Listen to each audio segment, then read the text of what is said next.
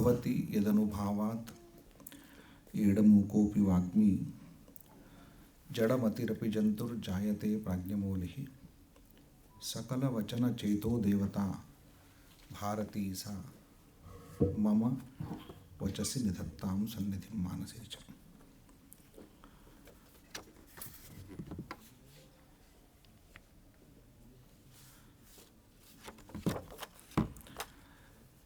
प्रातस्मरणीय ब्रह्मलीन आचार्य श्री नटवरलाल जोशी जी की स्मृति में जयंती उत्सव के इस कार्यक्रम में भाग लेने का मुझे अवसर मिला है। ऐसे विभूति के पुण्य स्मृति में जो राष्ट्रीय वररुचि सम्मान का आरंभ हुआ है, उसका पहले स्वीकर्ता के रूप में मुझे यह भाग्य मिला है, तो ये भी मेरा जीवन का एक स्मरणीय अंग है। पावन स्मृति में आप सबके साथ इस मंच पर उस विभूति का स्मरण करने का एक सौभाग्य भी पुण्य से मिलता है। महनीय मंच तथा इस कार्यक्रम में मुख्य वक्ता के रूप में आए हुए आदरणीय कुलपति महोदय तथा उपस्थित मेरे संस्कृत संस्कृति के सभी बंधुजन तथा जिनकी सदाग्रह से मैं यहाँ उपस्थित हूँ, मैं बहुत बार संकोचवश निरंतर मेरे आग्रह करता रहा कि मैं इसको किसी और विद्वान को दीजिए, मैं उस कार्यक्रम में अवश्य उपस्थित हो जाऊंगा। मैं इस सम्मान को किसी और विद्वान को, ज्येष्ठ विद्वान को दीजिए, मैं खुद इस कार्यक्रम में उपस्थित होकर उनको सम्मान करने का सौभाग्य प्राप्त करूँगा। लेकिन जिनके आग्रहवश में यहाँ मुझे इस संकोच से इस भार को वहन करना पड़ रहा है, ऐसे मेरे सभी जोशी बंधुवर, आपको क्या बोलना है। कभी कभी आग्रह में हम वश हो जाते, आग्रह वश के कारण से कुछ कर नहीं पाते हैं, अवाक हो जाते हैं। यह भी एक अनुभव है। लेकिन मैंने इसको क्यों स्वीकारा, उसका एक कारण है। हमारे नाम से कई ऋण जुड़ते हैं। अभी अभी महामनीषी आचार्य पंडित पवर का एक विशिष्ट उनके जीवन की कुछ पुण्य स्मृति हो रही थी, उनके पुत्रवर कर रहे थे। उसमें एक बात आती है, बहुत महत्वपूर्ण है। वो नाम और ऋण हमारे साथ होना चाहिए, कुछ ऋण हमारे साथ होना चाहिए, कुछ ऋण को हमें पूर्ण करना चाहिए ताकि हम बंधित न रहे। लेकिन कुछ ऋण लेके जाना चाहिए, वो ऋण हमारे साथ रहना चाहिए। आगे जन्म के लिए कुछ ऋण रहना चाहिए ताकि फिर हम इसी क्रम में एक सत कुल में प्रसूत होने के लिए कुछ ऋण रखना चाहिए। मुझे लगता है कि इस आचार्य प्रवर के नटवरलाल जोशी जी के स्मृति में देने वाला इस पुरस्कार को लेने का ऋण मेरे साथ है, तो अगले जन्म में मैं सतकुल प्रसूत हो जाऊंगा। ये मेरा मतलब दृढ़ विश्वास है, क्योंकि ऋण इस तरह काम करते हैं। तो इस दृष्टि से मैं इसको संकोच से ही स्वीकार करता हूँ, लेकिन ये मेरा पुण्य के भाग्य रहेगा। व्याख्यान देने के लिए तो कुलपति आलोक जी हैं, तो मैं यहाँ व्याख्यान देने के लिए नहीं हूँ, लेकिन मैं दो मेरे मन में जो भाव है उसको समर्पित करके मैं निवृत्त हो जाता हूँ। ब्राह्मणस्य च देहोयम क्षुद्र कामाय नेष्यते कृच्छ्राय तपसे चैव प्रेत्य अनंत सुखाय च। ये बहुत गंभीर विषय है जो आज केवल ब्राह्मण वंशज होने मात्र से ये सबको नहीं मिलता है।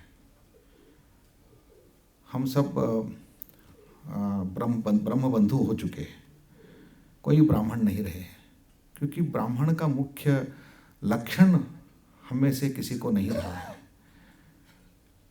और कभी कभी ऐसे ब्राह्मण व्यक्ति को दर्शन करने का सौभाग्य मिलता है।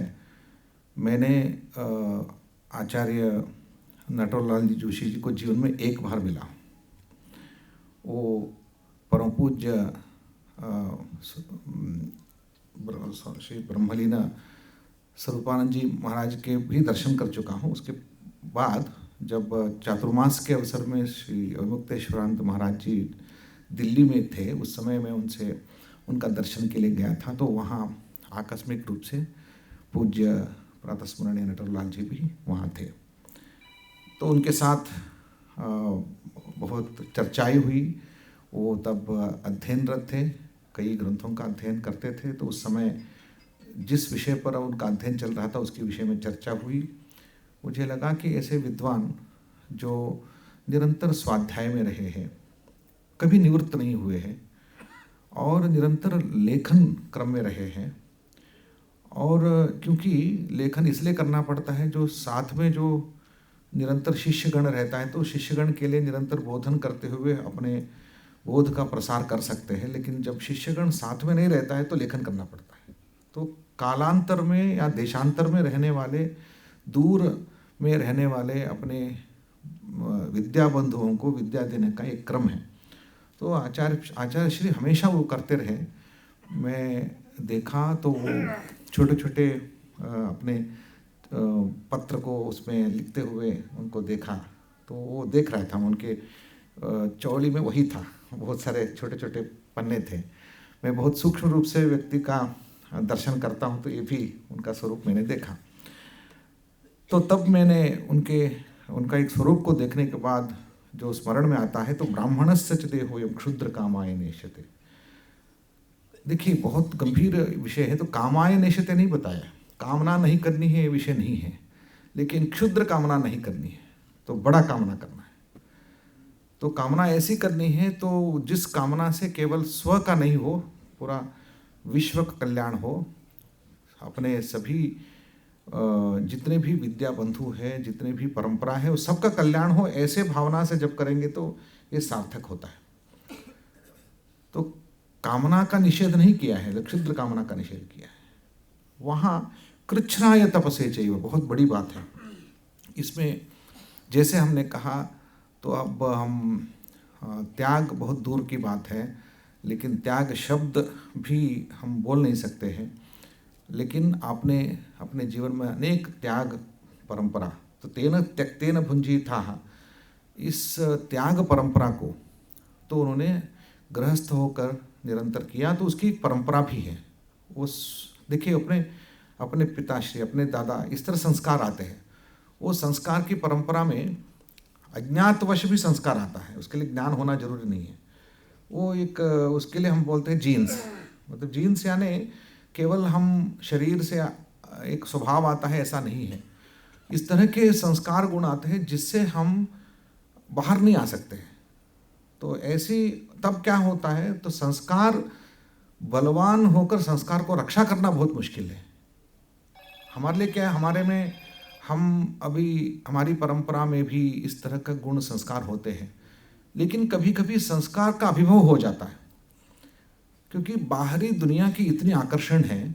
और केवल पश्चिमी नहीं बता रहा हूँ, लेकिन अर्थ काम के जगत में हम इतने व्यस्त हो जाते हैं, तो उस बाहरी आकर्षण के कारण से हमारा संस्कार पूर्ण रूप से अभिभूत हो जाता है, तो हम उस संस्कार को पोषण नहीं दे पाते हैं।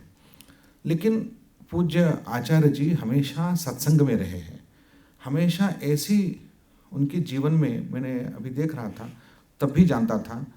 वो स्वामी करपात्री जी, स्वामी द्वारकाधीश, स्वामी स्वरूपानंद जी, सबके एक निरंतर सत्संग में रहने का, और उस परंपरा को, उस संस्कार को पालन करके अन्य लोगों के लिए आदर्श बनने का एक बहुत बड़ा आपका संस्कार पोषण करने का एक सौभाग्य मतलब बहुत कम लोगों को मिलता है, तो वो उन्होंने किया है। और दूसरी बात, हम एक मैं उदाहरण देता रहता हूँ, जो देखिए कोई जन्म से ब्राह्मण नहीं होता है।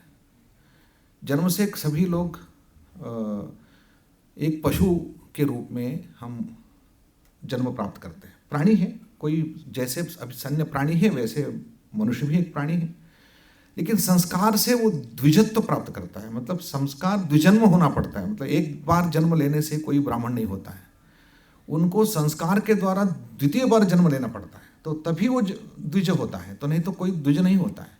केवल स्वभाव से द्विज होना अलग है, लेकिन जन्म मात्र से कोई द्विज नहीं होता है। उस ब्राह्मणत्व प्राप्त करने के लिए, इसलिए हमारे शास्त्रों में कहा गया, एक ब्राह्मणत्व जाति जो है वो निरंतर रहने वाला कोई धर्म नहीं है, वो कम ज़्यादा होता है। जैसे हमारे शरीर में टेम्परेचर ज़्यादा हो सकता है, कम हो सकता है, ऐसे ये भी कम ज़्यादा होता है।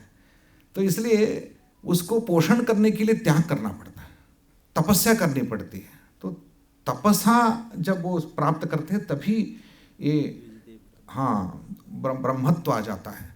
तो धीरे धीरे ब्रह्मत्व होने के लिए ब्रह्मलीन हो सकते हैं। तो उस गुण के, इसलिए सभी ब्रह्मलीन नहीं होते, सभी जन ब्रह्मलीन नहीं होते, कुछ ही लोग ब्रह्मलीन हो सकते हैं। तो उसमें वो त्याग तपस्या का एक जीवन करना पड़ता है। तो प्रेत्य अनंत सुखाय च, जब मरण प्राप्त करते हैं अनंत सुख हो जाता है। तो अनंत सुख स्व के लिए नहीं होता है। हमने